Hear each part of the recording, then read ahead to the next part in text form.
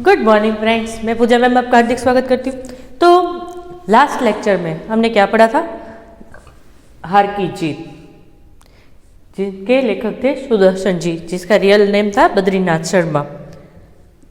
ये आपको आसानी से याद रह जाएगा ना, बद्रीनाथ। हाँ, आप याद करने के लिए कोई भी तरीका इस्तेमाल कर सकते हैं। यदि आप फिल्मों से इतने लगाव रखते हैं तो बद्रीनाथ की दुल्हनिया का याद रह जाएगा ना, बद्रीनाथ शर्मा, सुदर्शन बद्रीनाथ। आपको किस प्रकार से याद रहता है वो आपको देखना है। तो इसमें हमने मनुष्य की नम्रता, फिर उदारता और साथ में लोकहित की आकांक्षा, ये सारी मूल्यों की बात हमने की थी। जिसमें हमने देखा था एक बाबा भारती नामक साधु थे जो गांव के बाहर रह रहे थे। उनको धन दौलत आदि किसी में भी इंटरेस्ट नहीं था और वह सिटी लाइफ से भी तंग आ चुके थे। उनको नहीं अच्छा लगता था, इसीलिए वो गांव के बाहर एक मंदिर में रह रहे थे और उसके पास एक बांका घोड़ा था जिसका नाम सुल्तान था। वो पूरे दिन भगवान भजन और जब कभी टाइम मिलता तब वो अपने घोड़े को संवारने में लग जाते थे। खुद ही खाना पीना देना, बाल संवारना, ये सारी चीज़, देख रेख करनी, ये सारी चीज़ बाबा भारती अपने आप करते थे और उनको लगता था कि ये मेरे बच्चे जैसा है, इसके बिना मैं नहीं रह पाऊंगा। तो वो जब तक शाम को 8-10 मील सुल्तान पर बैठकर चक्कर न लगाते, उनको आराम नहीं मिलता था। उसी इलाके में एक खड़क सिंह नामक डाकू भी रहता था, जिनका नाम सुनते ही लोग डर जाते थे। तो खड़क सिंह को भी यह पता चला कि बाबा भारती के पास एक बहुत सुंदर, स्वस्थ, हट्टा कट्टा घोड़ा है और सभी तरफ से उसकी ख्याति सुनकर खड़क सिंह को सोचने पर मजबूर कर दिया कि नहीं, मुझे एक बार तो बाबा भारती के पास जाना ही पड़ेगा। अगर मैं बाबा भारती के पास जाऊंगा तो मुझे पता चलेगा कि ये घोड़ा कैसा है। तो एक दिन दोपहर में खड़क सिंह बाबा भारती के पास चले गए। बाबा भारती ने कुछ सवाल किए, कैसे हो कैसे नहीं। बाद में पूछा कि क्यों यहाँ पे आना हुआ। तब खड़क सिंह कोई अलग थलग बात न करके डायरेक्ट पॉइंट पर आ जाता है कि मुझे आपका घोड़ा देखना है, मैंने उसकी बहुत प्रशंसा सुनी है। तो बाबा भारती, हमको भी किसी अपनी चीज़ के बारे में पता चले तो हमें भी प्राउड होता है। तो इसी तरह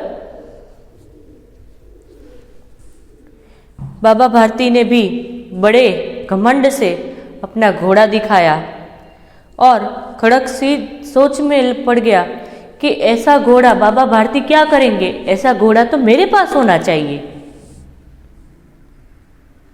तभी खड़क सिंह भी के सोचने के बाद खड़क सिंह आराम से बोलता है कि बाबा जी, इसकी चाल नहीं देखी तो क्या नहीं, कुछ नहीं देखा।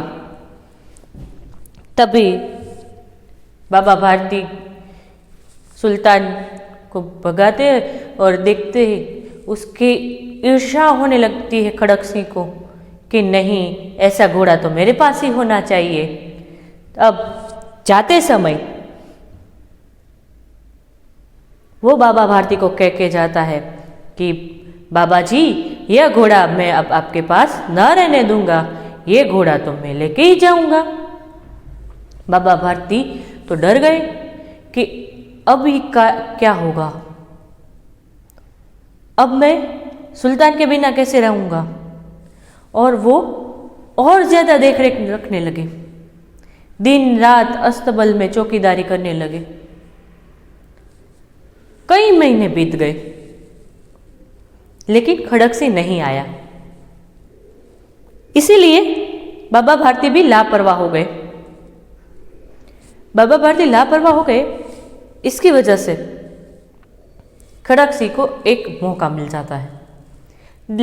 देखो वो किस प्रकार से, कितनी चालाकी से वो अपना काम करता है, वो हम आज देखेंगे। मैंने आपको बोला था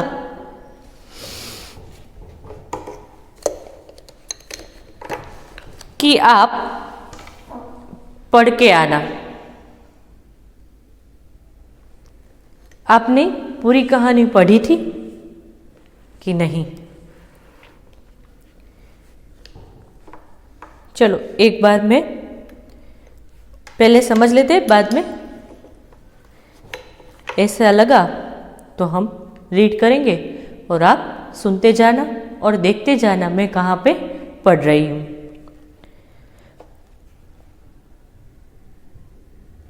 संध्या का समय था। बाबा भारती सुल्तान की पीठ पर सवार होकर घूमने जा रहे थे। इस समय उनकी आंखों में चमक थी, मुख पर प्रसन्नता। कभी घोड़े के शरीर को देखते, कभी उसके रंग को, और वह मन ही मन फूले न समाते। तो ऐसा समय था कि वो अब लापरवाह हो गए थे। तो अब पहले की तरह रूटीन हो गया था। शाम के समय एक दिन शाम के समय बाबा भारती अपने सुल्तान को लेकर जा रहे थे और वो मन ही मन प्रसन्न हो रहे थे कि देखो कितना बड़ा, कितना अच्छा घोड़ा है, इसके बाल देखो, इसका रंग देखो। और अपने घोड़े को देखकर वो फूले ना समाते थे। फूला ना समाना,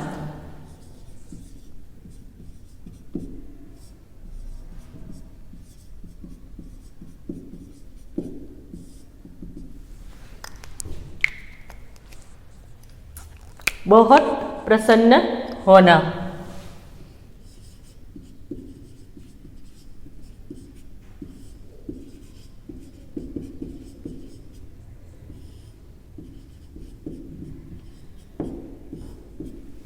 बहुत प्रसन्न होना।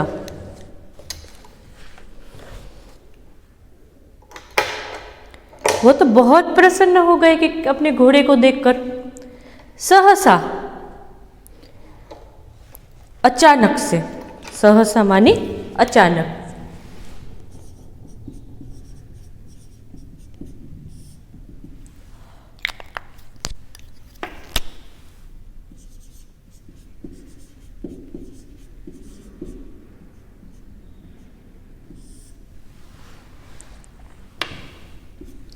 अचानक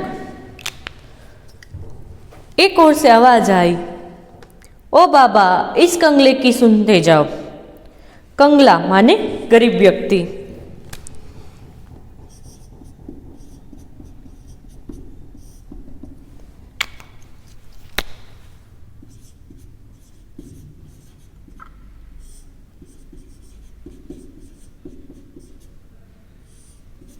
गरीब व्यक्ति तो वो कहते, अचानक से बाबा भारती को एक आवाज सुनाई दे रही थी कि बाबा जी मुझ जैसे गरीब की सहाय करते चलो। आवाज में करुणा थी। बाबा ने घोड़े को रोक लिया। देखा एक अपाहिज वृक्ष की छाया में पड़ा कराह रहा है। बोले, क्यों, तुम्हें क्या कष्ट है? करुणा माने दुख, कराहना माने मुख से दर्द भरी आवाज निकालना।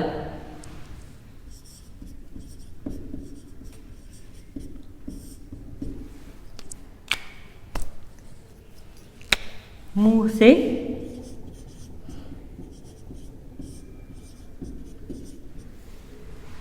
दर्द भरी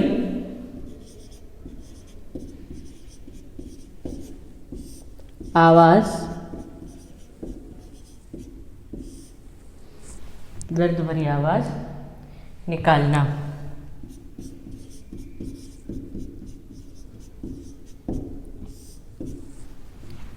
वो मानो कि बहुत दुखी है और अपनी किसी पीड़ा से दर्द से चिल्लाता है, ओ माँ आ, ऐसा बाबा भारती को लगता है।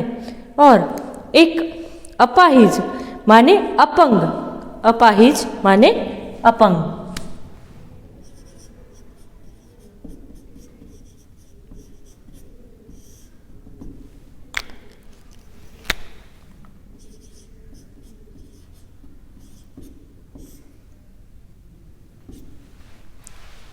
अपंग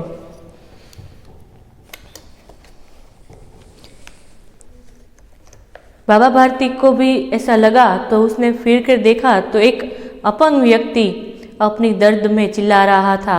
और बाबा भारती उसके पास पहुंच जाते हैं और पूछते हैं, बेटा तुम्हें क्या तकलीफ हो रही है? अपाहिज ने हाथ जोड़कर कहा, बाबा मैं दुखियारा हूँ, मुझ पर दया करो। रामवाला यहाँ से 3 मील है, मुझे वही जाना है। घोड़े पर चढ़ा लो, परमात्मा भला करेगा। अपाहिज ने हाथ जोड़कर विनंती की बाबा भारती से कि यहाँ से 3 मील दूर रामवाला गांव है, वहाँ पे मुझे जाना है। कृपा करके आप मुझे इस घोड़े पर बिठा दीजिए, मुझे वहाँ तक छोड़ दीजिए। वहाँ तुम्हारा कौन है? दुर्गादत्त वैद्य का नाम सुना होगा, उसका सौतेला भाई हूँ। वहाँ पे अब बाबा भारती क्रॉस क्वेश्चन करते कि वहाँ आपको क्यों जाना है? तो बाबा भारती के आंसर में खड़क सिंह कहता है कि हाँ, जो अपाहिज है वो खड़क सिंह है। तो खड़क सिंह कहता है कि मेरा जो भाई है वहाँ पे वो नाटक ही कर रहा था। देखो इतनी चालाकी से वो बाबा भारती के पास घोड़ा ले जाना चाहता था, बाबा भारती के पास से। तो उसने कहा कि मैं दुखियारा हूँ, मेरा भाई जो सौतेला भाई है वो रामवाला में है, वो वैद्य है और मैं उसके पास इलाज करवाने जाना चाहता हूँ, तो आप मुझे वहाँ तक छोड़ दीजिए। बाबा भारती ने घोड़े से उतरकर अपाहिज को घोड़े पर बिठा लिया और स्वयं उसकी लगाम पकड़कर धीरे धीरे चलने लगा। देखो बाबा भारती कितने उदार थे। उसने अपाहिज को घोड़े पर चढ़ा दिया और खुद पैदल चलने लगे, हाथ में लगाम लिए। सहसा एक झटका सा लगा और लगाम हाथ से छूट गई। उनके आश्चर्य का ठिकाना न रहा जब उन्होंने देखा कि अपाहिज घोड़े पर पीठ पर टंग कर बैठा है और घोड़े को दौड़ाए लिए जा रहा है। उनके मुख से भय और विस्मय और निराशा से मिली हुई चीख निकल गई। वह अपाहिज डाकू खड़क सिंह था। सहसा अचानक से जो बाबा भारती ने लगाम हाथ में पकड़ी हुई थी वो एक जोर से झटका लगा और वो छूट गई हाथ से और किसी ने घोड़ा जोर से भगाया। बाबा भारती कुछ समझ ही नहीं पा रहे थे कि ये क्या हो रहा है और एक चीख निकल गई। तो एक चीख निकल गई और जब उन्होंने देखा कि वो अपाहिज और कोई नहीं डाकू खड़क सिंह था और बाबा भारती को पता चल गया कि ये मेरे घोड़े ले जाने के लिए एक तरकीब की थी।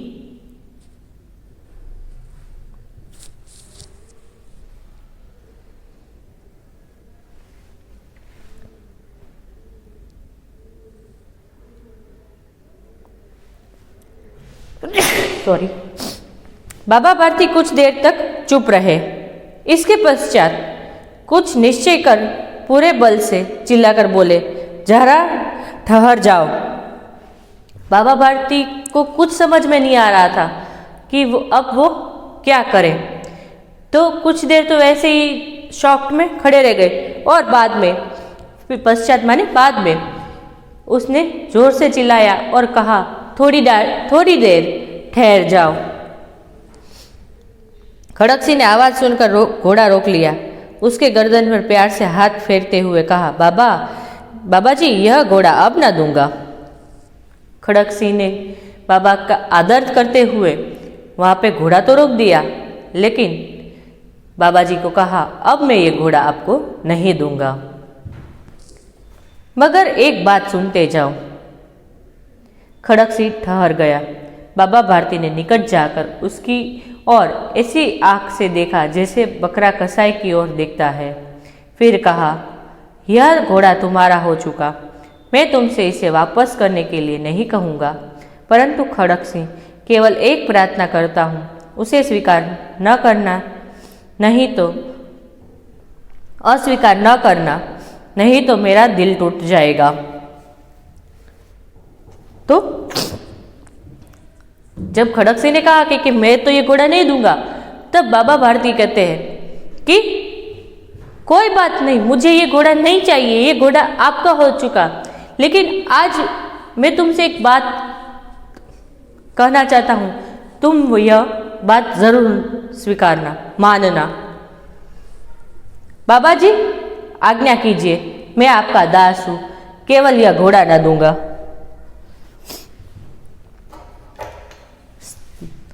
सेवक माने दास माने सेवक,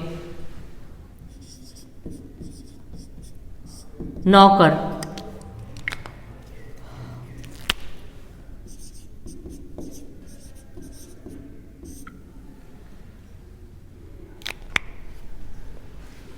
तो बाबा भारती कहते हैं कि ये घोड़ा तो हो गया तुम्हारा।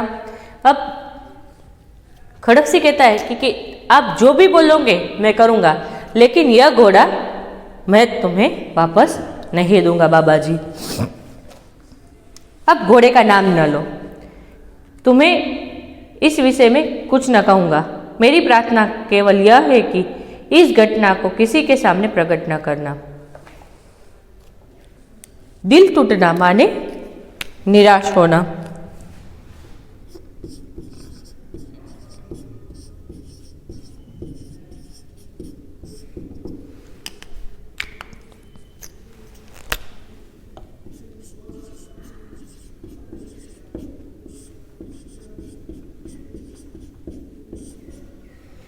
निराश होना। तो अब बाबा भारती कहते हैं कि मैं इस घोड़े का नाम न ले, अब ये घोड़ा मेरा नहीं तुम्हारा है, लेकिन मैं जो बात कहने जा रहा हूं वो तुम अपने ज़हन में रखना कि अभी जो हुआ, जिस प्रकार से तुमने ये घोड़ा लिया, यह घटना और किसी को मत कहना। खड़क सिंह का मुंह आश्चर्य से खुला रह गया। मुंह आश्चर्य से खुला रह जाना।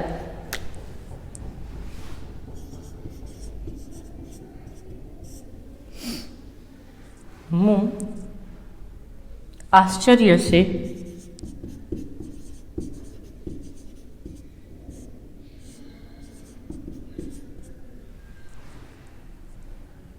खुला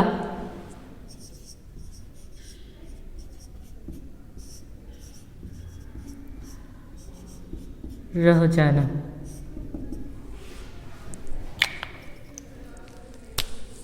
बहुत आश्चर्य होना।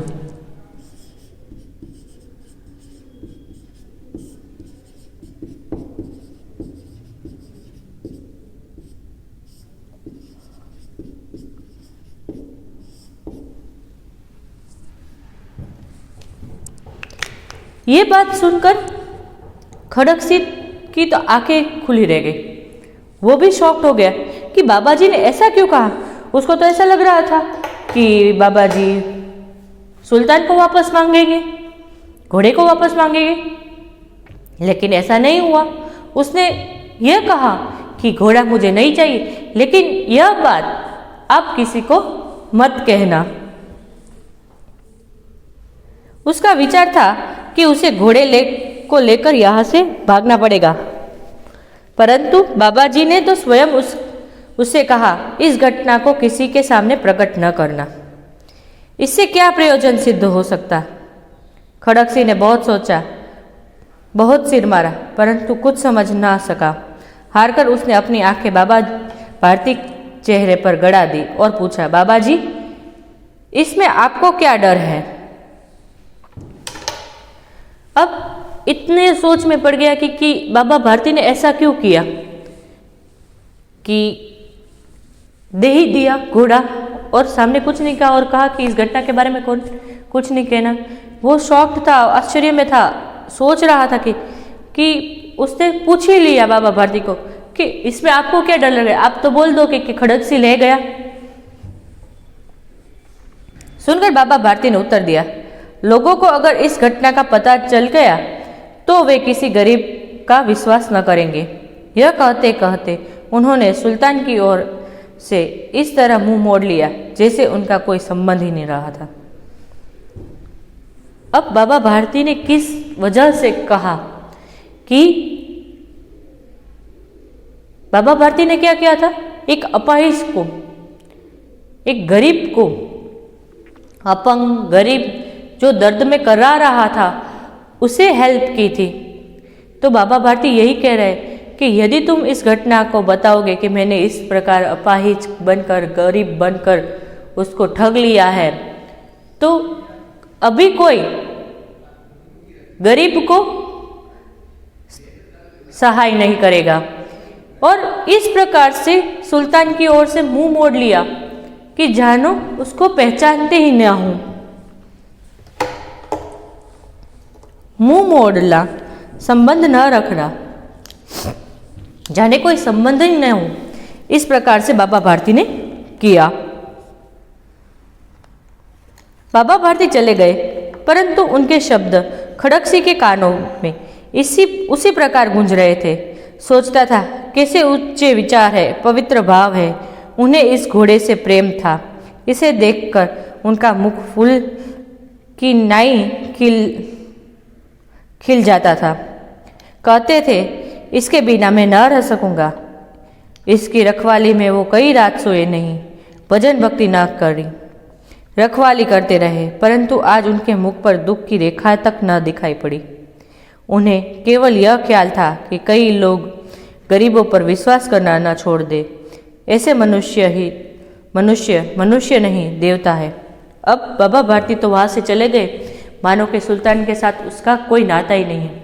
तो यहाँ पे खड़क सिंह सोच में पड़ गया कि बाबा भारती तो यह कहते थे कि मैं सुल्तान के बिना ना रह पाऊंगा, तो आज इस तरह से मुंह मोड़ लिया ताकि कोई गरीब की सहाय करने से डरे नहीं।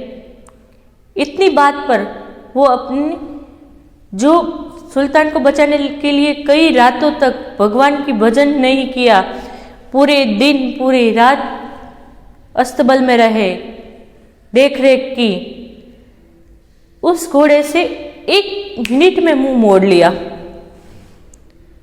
सिर्फ दूसरों की सहाय करने के लिए। ये बात खड़क सिंह के दिल में घर कर जाती है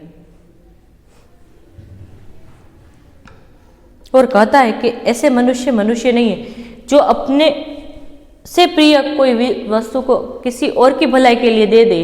वो मनुष्य नहीं, देवता है। रात्रि के अंधकार में खड़क सिंह बाबा भारती के मंदिर में पहुंचा।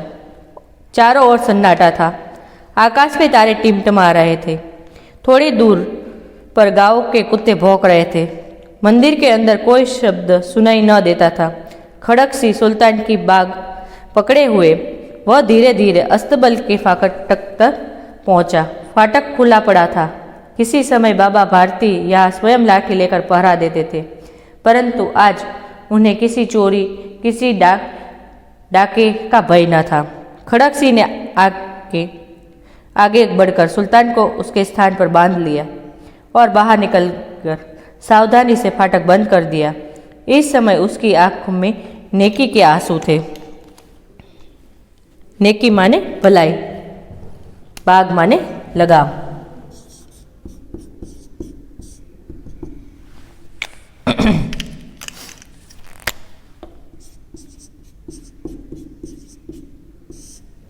लगाम, नेकी माने भलाई।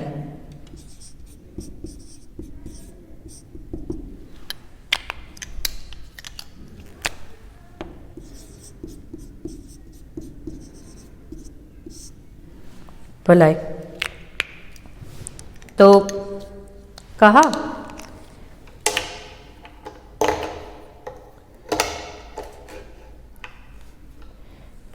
उसका हृदय परिवर्तन हो गया खड़गसी का, और वो रात में चुपचाप सुल्तान को लेकर बाबा भारती के पास जाते हैं और चुपचाप अस्तबल में उसको बांधकर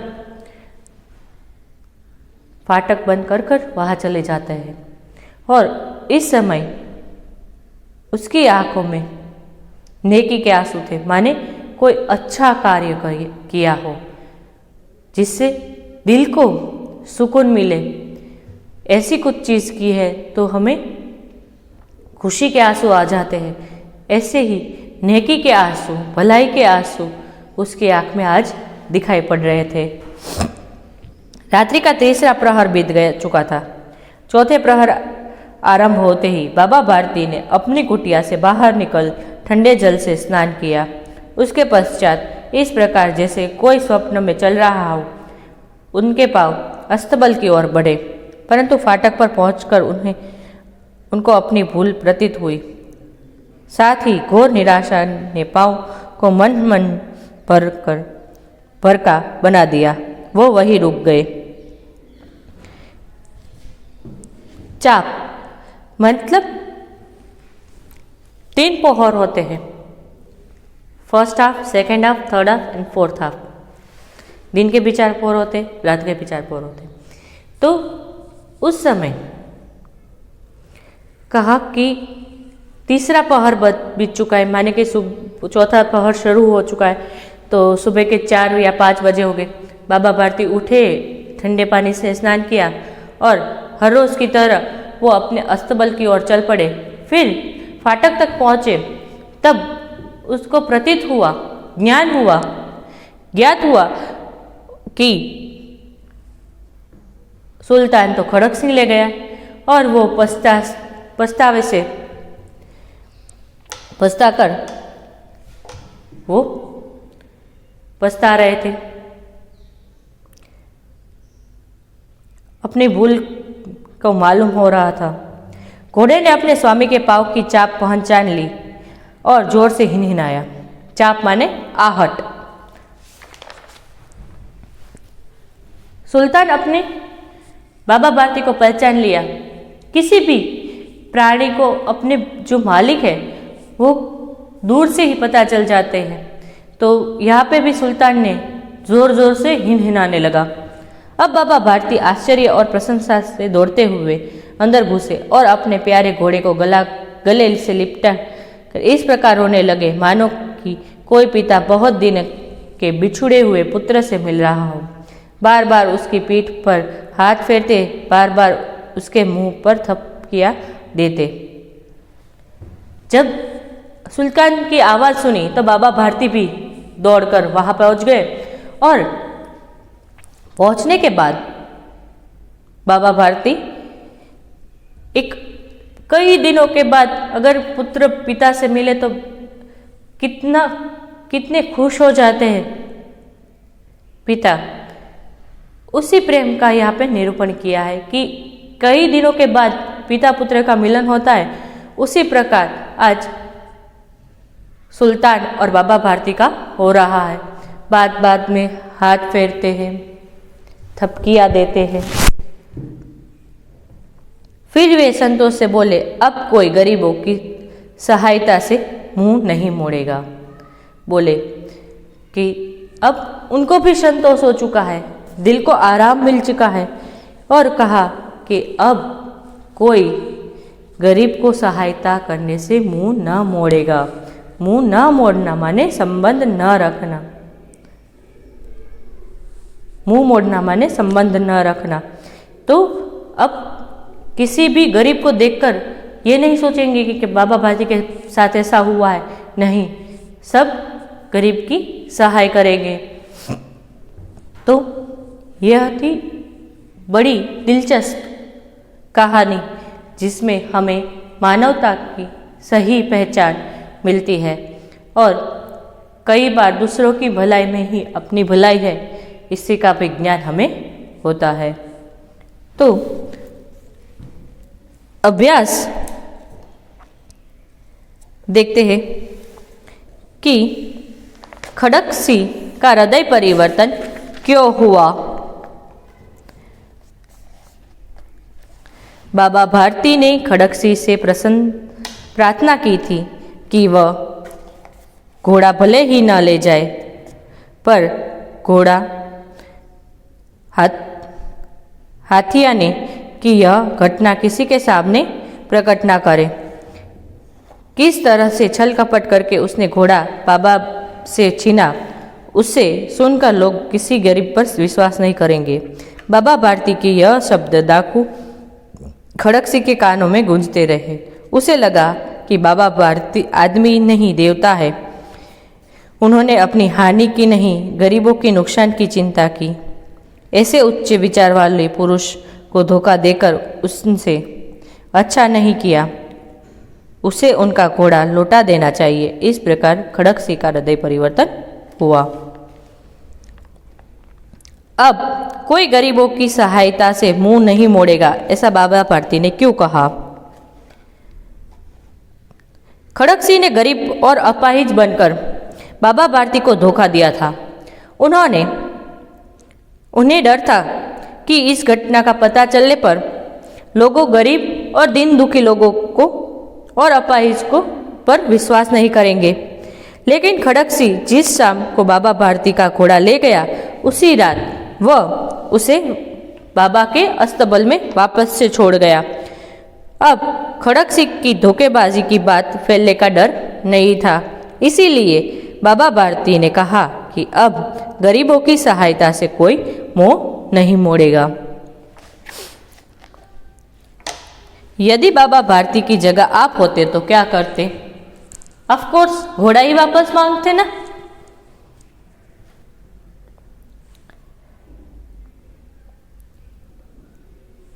इस घटना को किसी के सामने प्रकट न करना, ऐसा बाबा भारती ने क्यों कहा? बाबा भारती संत पुरुष थे। दीन दुखियों के प्रति उनके हृदय में अपार करुणा थी। किसी अपाहिज के करुण पुकार सुनकर उनका हृदय पिघल जाता था। उनकी इस दयालुता का लाभ उठाकर खड़गसी ने उन्हें धोखा दिया था। बाबा भारती को लगा कि अगर खड़गसी की इस धोखेबाजी का पता लोगों को लग जाएगा तो वे किसी गरीब या दीन दुखी पर विश्वास नहीं करेंगे, फिर कोई अपाहिज को मदद नहीं करेगा। यही सोचकर उन्होंने खड़गसी से उनकी धोखेबाजी से घोड़े ले जाने की बात किसी के सामने प्रकट न करने के लिए कहा। फिर है, मान लो आपके गांव में बैंक लूट हुई है। लूट किस गलती के कारण होगी? लुटेरे कौन हो सकते हैं? इस घटना का अनुमान लगाइए और लूट या चोरी से बचने के लिए किन किन सावधानी रखनी चाहिए, अपने दोस्तों के साथ चर्चा कीजिए। तो ये चर्चा का विषय यहाँ पे लिखने का नहीं है। परिच्छेद को पढ़कर प्रश्नों के उत्तर दीजिए। तो ये क्या है? कॉम्प्रिहेंशन है। कॉम्प्रिहेंशन करना है कि सोना अचानक आई थी, परंतु वह अब तक अपनी शैशव अवस्था भी पार न कर सकी थी। सुनहरे रंग का रेशमी लच्छों की गांठ से समान उसका कोमल लघु शरीर था। छोटा सा मुंह और बड़ी बड़ी पानीदार आंखें। देखती तो लगता था कि अभी छलक पड़ेंगी। लंबे कान, पतली सुडौल टांगे, जिन्हें देखकर प्रस्तुत गति की बिजली का लहर देखने वालों की आंखों में कौंध जाती थी। सब उसके सरल और शिशु रूप से इतने प्रभावित हुए थे कि चंपक वर्णा रूपसी के लिए उपयुक्त सोना, सुवर्ण आदि नाम उसका परिचय बन गए थे।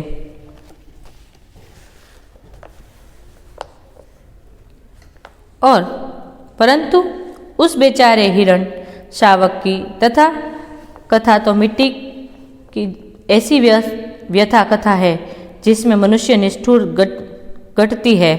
बेचारी सोना भी मनुष्य की इसी निष्ठुर मनोरंजन प्रियता के कारण अपने अरण्य परिवेश और स्वजाति से दूर मानव समाज में आ पड़ी थी। प्रसन्न वनवस्थली में जब अलस भाव से मंथन कर रहा हुआ मृग समूह शिकारियों की आहट से चौंक भागा, तब सोना की माँ सहृदय प्रसूता होने के कारण भागने में असमर्थ रही। सहृदय जात मृग शिशु तो भाग नहीं सकता था, अतः मृगी माँ ने अपने संतान को अपने शरीर की ओट में सुरक्षित रखने का प्रयास में अपने प्राण दे दिए। तो लच्छा माने गुज, सावक माने हिरण का बच्चा, सहृदय प्रसूता माने हाल या तत्काल ब्याध हुआ, बच्चा पैदा हुआ। सहृदय जाता तुरंत जन्मा हुआ। तो यहाँ पे जवाब देने हैं कि सोना हिरण का रंग कैसा था। सोना हृदय सुनहरा था। मृग समूह किसकी आहट से चौंक कर भागा। मृग समूह शिकारियों की आहट से चौंक कर भागा।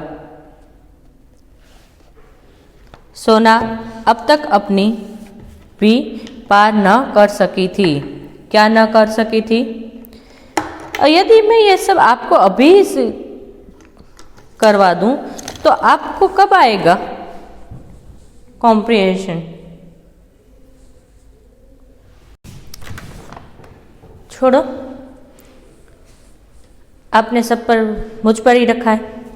मैंने आपको कर्ता कृति साहित्य प्रकार प्रस्तावना उपसंहार लिखने को बोला, फिर भी मुझे फोन आ रहा है कि मैम हम कैसे लिखे। अरे भाई, मैंने पूरे सेम 1 में सिखाया, तो आपको इतना तो आना चाहिए ना। अब तो मैं इतना एक्सपेक्टेशन कर सकती हूँ ना आपके पास से कि आप इतना तो अपने आप कर पाएंगे।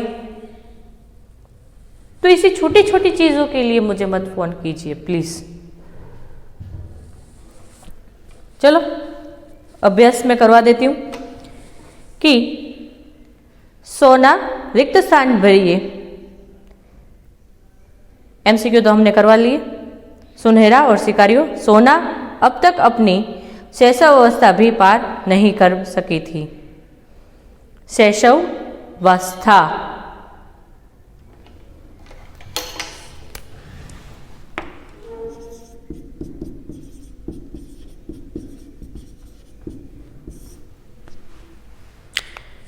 और व्यथा कथा।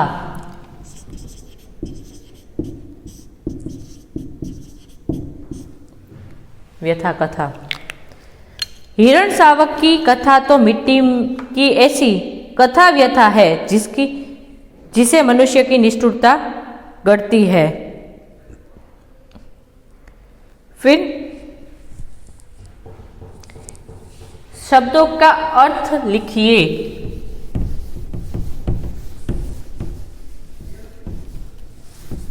शब्दों का अर्थ लिखिए।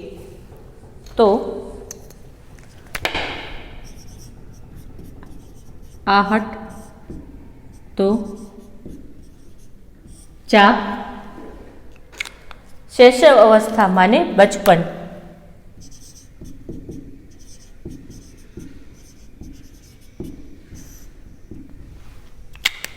माने बचपन।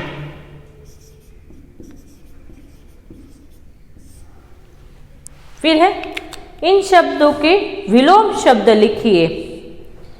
तो शब्द है लघु,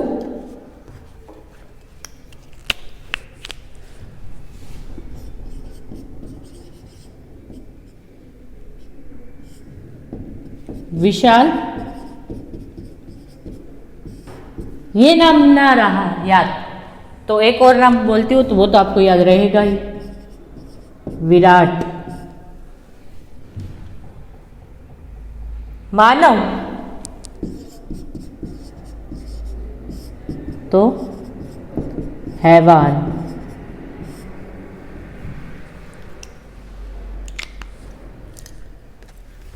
तो ये थी इनकी क्वेश्चन आंसर। फिर अब आगे बढ़ते हैं। हिरण शावक सोने की शारीरिक बनावट कैसी थी? हिरण शावक सोने की शारीरिक बनावटी रेशमी लच्छों की गांठ के समान थी। उसके कोमल शरीर लघु था, मुंह छोटा सा था और बड़ी बड़ी आंखें पानीदार थी। फिर फोर्थ क्वेश्चन है, एक दिन बादशाह अकबर ने अपने दरबारियों से पूछा, बताओ दुनिया में सबसे अधिक शक्तिशाली कौन है? दरबारियों का जवाब क्या होगा और बीरबल ने क्या कहा होगा? कहानी आगे बढ़ाइए। तो लिखना है कि दुनिया में सबसे अधिक शक्तिशाली कौन है? अकबर के इस प्रश्न के उत्तर में दरबारियों ने हाथी को सबसे अधिक शक्तिशाली बताया, तो किसी ने सिंह को। इस तरह दरबारियों ने अपने अपने ढंग से जवाब दिया। जब इसका उत्तर देने के लिए बीरबल को कहा तो उन्होंने सूरज को सबसे अधिक शक्तिशाली बताया। अकबर ने पूछा कैसे? तब बीरबल ने एक कहानी सुनाई। एक बार हवा, पानी और सूरज में बहस छिड़ गई। तीनों स्वयं को सबसे अधिक शक्तिशाली बता रहे थे। एक देवदूत ने उन तीनों की बात सुनी। उसने कहा, देखो वह यात्री कोट पहनने जा रहा है। जो उसका कोट उतरवा दे वही सबसे अधिक शक्तिशाली है। सबसे पहले हवा आगे बढ़ी और तेज हवा चलने लगी। उसकी तूफानी रूप ले लिया। यात्री को कोट फड़फड़ाने लगा। उसने हाथ से कसकर कोट को पकड़ रखा।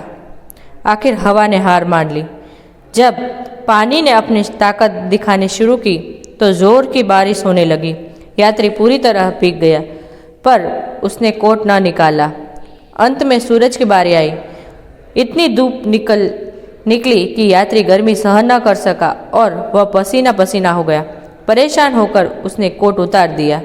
सबने सूरज की शक्ति का लोहा मान लिया। बादशाह ने भी बीरबल की बात का समर्थन किया। तो यह बात स्वाध्याय हम नेक्स्ट लेक्चर में करेंगे। आज का होमवर्क देखते हैं।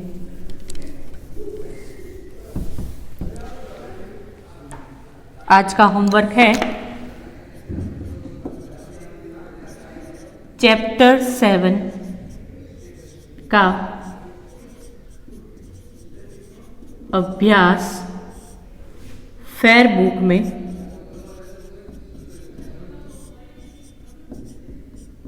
लिखो।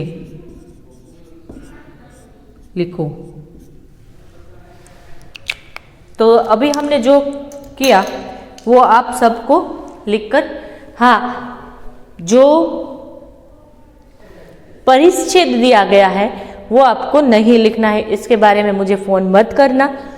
पूरी तरह से आप सुन लो कि मैं क्या बोल रही हूँ। क्वेश्चन नंबर 1, क्वेश्चन नंबर 2 नहीं लिखना है। क्वेश्चन नंबर 3 में परिच्छेद नहीं लिखना है, ठीक है? बाकी सब कुछ लिखना है और लास्ट में जो स्टोरी है वो भी आपको लिखनी है। तो आज का लेक्चर हम यहाँ पे समाप्त करते हैं। मिलते हैं नेक्स्ट लेक्चर में जहाँ पे हम स्वाध्याय पूर्ण करेंगे। तब तक के लिए मुझे आज्ञा दीजिए। Good bye and have a nice day.